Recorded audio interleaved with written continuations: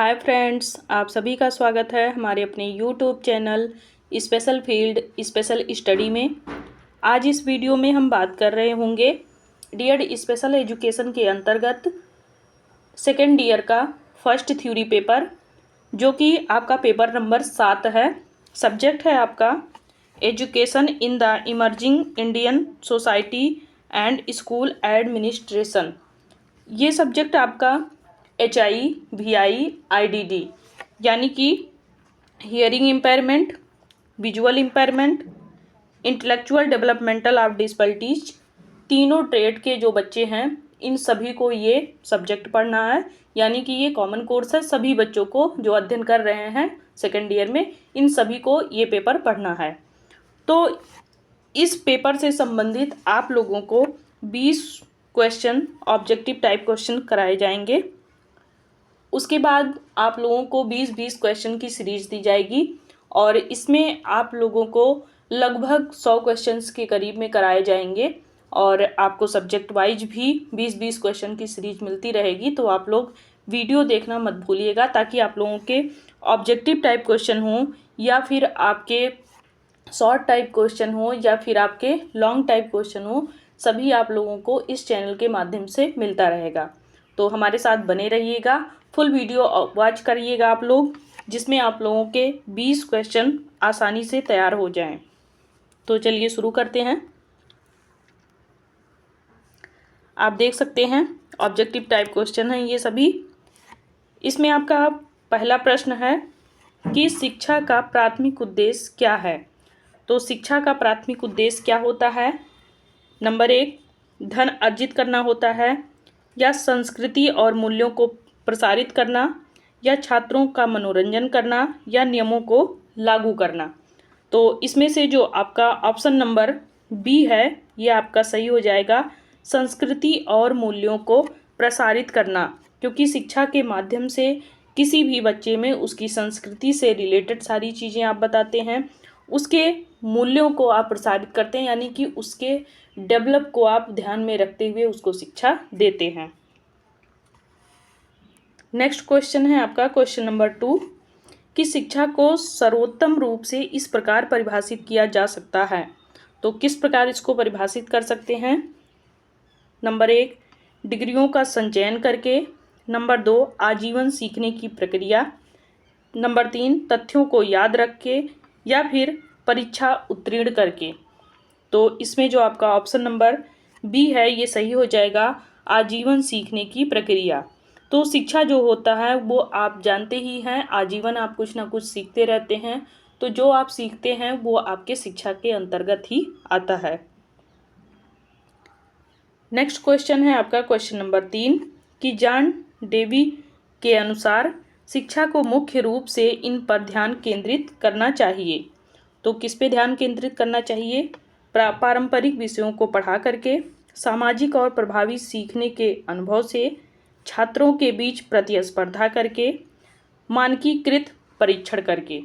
तो इसमें आपका जो ऑप्शन नंबर बी है वो आपका सही हो जाएगा, सामाजिक और प्रभावी सीखने के अनुभव से। क्योंकि जब आप समाज में रहते हैं तो वहाँ से आप बहुत कुछ सीखते हैं और जो आप सीखते हैं वो आपके जीवन पर्यंत चलता रहता है। यानी कि उस अनुभव के माध्यम से फिर आप जीवन में दूसरों को भी कहीं ना कहीं सीख देते हैं। इसके साथ साथ आपके सीखने की जो शैली थी वो कहीं ना कहीं अस्थायी हो गई है। नेक्स्ट आपका क्वेश्चन नंबर 4 है कि 21वीं सदी में शिक्षा की विशेषता क्या है। तो 21वीं सदी में शिक्षा की विशेषता क्या होती है कि केवल ये पारंपरिक पद्धतियों पर आधारित है, या फिर रटने पे जोर देता है, या प्रौद्योगिकी और आलोचनात्मक सोच का एकीकरण करता है, या 20वीं सदी से कोई बदलाव नहीं हुआ है।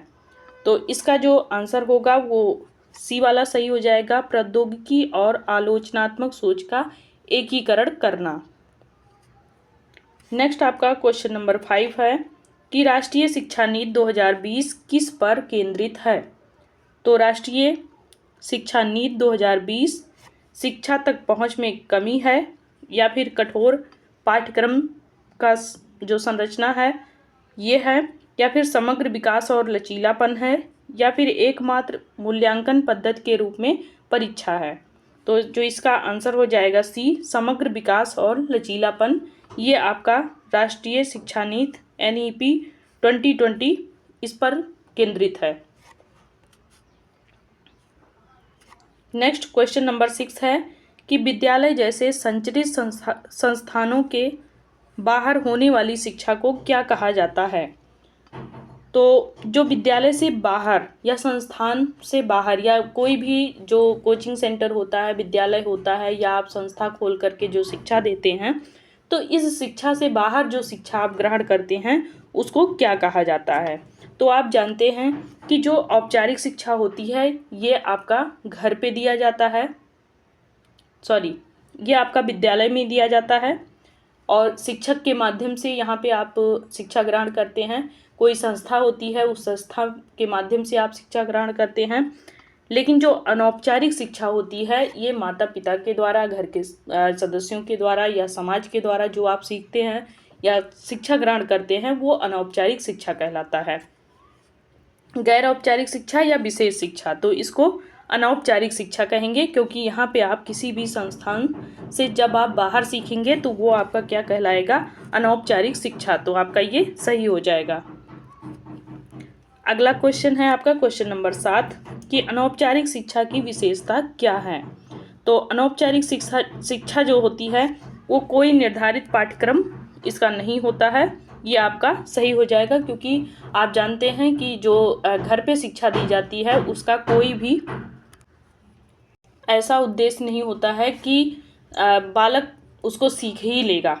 तो ये एक तरीके से बालक उसमें इंटरेस्ट हो करके सीखता है और ये समाज को देख करके सीखता है, घर के परिवार को देख करके सीखता है, माता के द्वारा सीखता है, पिता के द्वारा सीखता है। तो इसका कोई एक प्रारूप नहीं बनाया जाता है, कोई पाठ्यक्रम नहीं होता है, बस जैसी परिस्थिति होती है उसी हिसाब से ये बच्चा यहाँ पे सीखता है। अनिवार्य उपस्थिति, तो ये गलत हो जाएगा। सख्त ग्रेडिंग प्रणाली, केवल सरकारी वित्त पोषण, तो ये आपके तीनों गलत हो जाएंगे। ऊपर का आपका सही है फर्स्ट वाला। क्वेश्चन नंबर 8 है कि शिक्षा का कौन सा तरीका भौतिक कक्षाओं और आमने सामने बातचीत का उपयोग करता है। तो इसके लिए ऑप्शन नंबर ए सही है, नियमित शिक्षा या दूरस्थ शिक्षा, ऑनलाइन शिक्षा या फिर मिश्रित शिक्षा।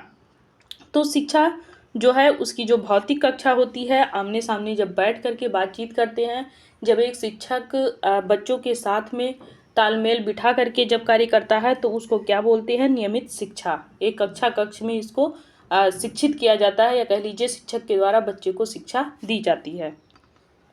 नेक्स्ट क्वेश्चन है क्वेश्चन नंबर 9 कि मुक्त विश्वविद्यालय मुख्य रूप से निम्नलिखित प्रदान करते हैं। तो मुक्त जो विश्वविद्यालय हैं वो क्या प्रदान करते हैं, केवल पूर्णकालिक पाठ्यक्रम या दूरस्थ शिक्षा या फिर केवल ऑनलाइन डिग्री या फिर विशेष प्रशिक्षण। तो आप लोग जानते हैं मुक्त विश्वविद्यालय उसको बोलते हैं जो दूरस्थ शिक्षा प्रदान करते हैं। नेक्स्ट क्वेश्चन नंबर 10 है कि मिश्रित शिक्षण में सम्मिलित है। तो मिश्रित शिक्षण में आपके क्या सम्मिलित है, पारंपरिक और गैर पारंपरिक विधियां, या फिर ऑनलाइन और ऑफलाइन शिक्षण, केवल कक्षा व्याख्यान या स्वतंत्र अध्ययन केवल। तो यहाँ पे आपका जो मिश्रित है इसमें आपके ऑनलाइन और ऑफलाइन दोनों प्रकार से शिक्षा दी जाती है। नेक्स्ट है आपका क्वेश्चन नंबर 11 कि समावेशी शिक्षा का उद्देश्य क्या है। तो समावेशी शिक्षा का उद्देश्य क्या होता है कि दिव्यांग बच्चों को शामिल ना करना, तो ये आपका गलत हो जाएगा। समान पहुंच और अवसर प्रदान करना, तो ये आपका सही हो जाएगा। केवल प्रतिभागी छात्रों पर ध्यान केंद्रित करना, तो ये आपका गलत हो जाएगा। कक्षाओं में विविधता को सीमित करना, तो ये तो और भी गलत हो जाएगा। तो आपका ऑप्शन नंबर यहाँ पे बी सही हो जाएगा, समान पहुंच और अवसर प्रदान करना। अगला क्वेश्चन है आपका क्वेश्चन नंबर 12 कि विशेष विद्यालय मुख्य रूप से निम्नलिखित को शिक्षा देते हैं।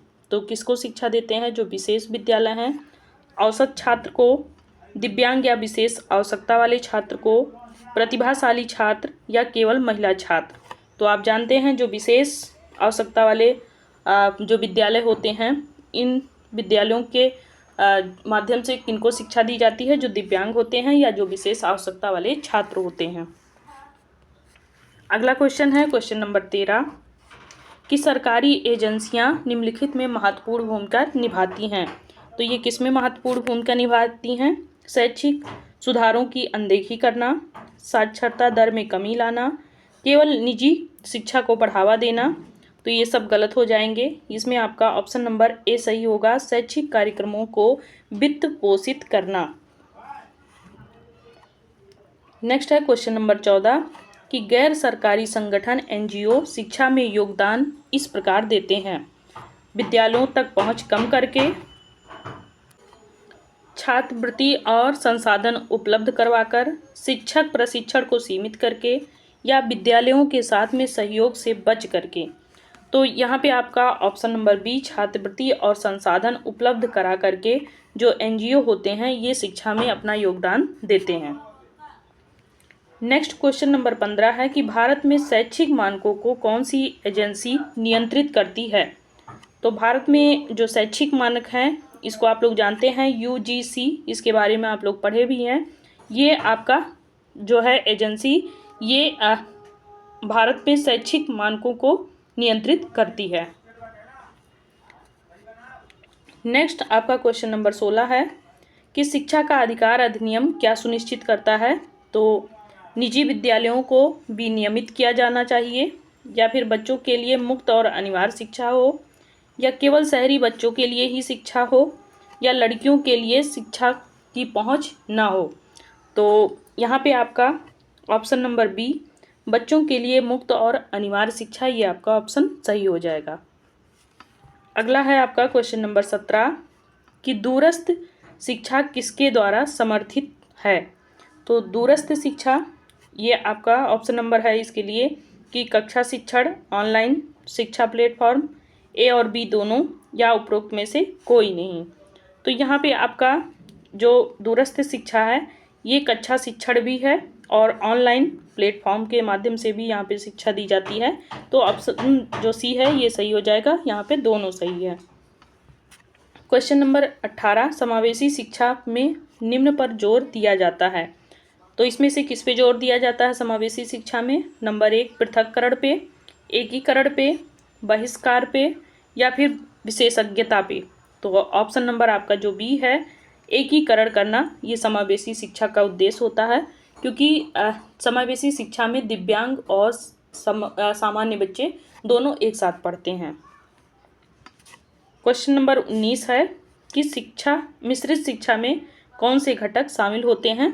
तो नंबर 1 पारंपरिक और ऑनलाइन शिक्षा, या नियमित और व्यावसायिक प्रशिक्षण, शैक्षिक और पाठ्येतर गतिविधियां, या औपचारिक और अनौपचारिक।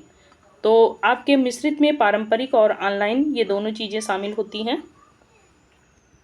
क्वेश्चन नंबर 20 है और लास्ट है इसका कि विशेष विद्यालय निम्नलिखित के लिए डिजाइन किए गए हैं। तो विशेष विद्यालय किस लिए डिजाइन किए गए हैं? मुख्य धारा के छात्र, या प्रतिभागी छात्र के लिए, या दिव्यांग, या फिर वयस्क शिक्षार्थी के लिए। तो आप लोग जानते ही हैं जो विशेष विद्यालय होते हैं वो दिव्यांग छात्रों के लिए ही डिजाइन किए गए हैं। तो इसमें आपके दिव्यांग बच्चे ही जा कर के पढ़ते हैं। तो आपको इस वीडियो में मात्र ये 20 क्वेश्चंस कराए जाएंगे। नेक्स्ट वीडियो में आपको 20 क्वेश्चन की और भी सीरीज मिलेगी। तो आपको अगर वीडियो अच्छी लगी हो तो आप लोग लाइक करें, सब्सक्राइब करें, शेयर भी करें।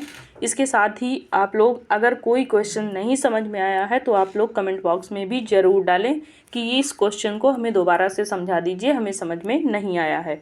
क्योंकि एग्ज़ाम जल्द ही आने वाला है, तो आप लोग अभी से तैयारी नहीं करेंगे तो फिर बाद में चल कर के प्रॉब्लम आएगी। 6 पेपर हैं आपके, 6 पेपर की अच्छे से तैयारी आपको करनी है। तो इस वीडियो में बस इतना ही। तब तक के लिए बहुत बहुत धन्यवाद। और टेलीग्राम से जुड़ने के लिए आपको डिस्क्रिप्शन बॉक्स में हमारा टेलीग्राम का लिंक मिल जाएगा, उससे आप लोग जुड़ करके नोट्स वगैरह आप वहाँ से प्रोवाइड किया गया है, आप लोग वहाँ से डाउनलोड कर सकते हैं। सेकेंड ईयर का नोट्स कुछ मिस हो गया है तो वो फिर से डाल दिया जाएगा, आप लोगों को जल्द ही वो भी मिल जाएगा। धन्यवाद।